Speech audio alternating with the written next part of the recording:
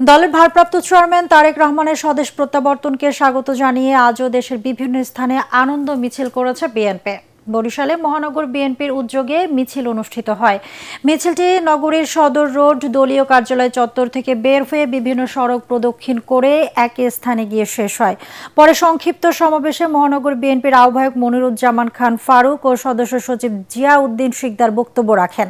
বান্দরবানের সদর পৌর বিএনপির আয়োজনে স্টেডিয়াম প্রাঙ্গণ থেকে শুভেচ্ছা মিছিল বের হয়ে বিভিন্ন সড়ক প্রদক্ষিণ করে মুক্ত মঞ্চের সামনে গিয়ে সমবেত হয়।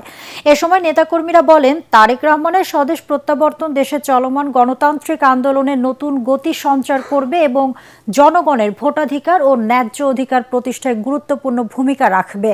তারেক রহমানের স্বদেশ প্রত্যাবর্তন উপলক্ষে ময়মনসিংহের ভালুকায় পৌর বিএনপি অঙ্গ ও সহযোগী সংগঠনের উদ্যোগে শুভেচ্ছা র্যালি অনুষ্ঠিত হয়। সকালে ভালুকা পৌর সদরের মেগার মাঠ থেকে র্যালিটি বের হয়ে ঢাকা ময়মনসিংহ মহাসড়ক প্রদক্ষিণ করে একই স্থানে গিয়ে শেষ হয়। পরে সেখানে অনুষ্ঠিত হয় আলোচনা সভা।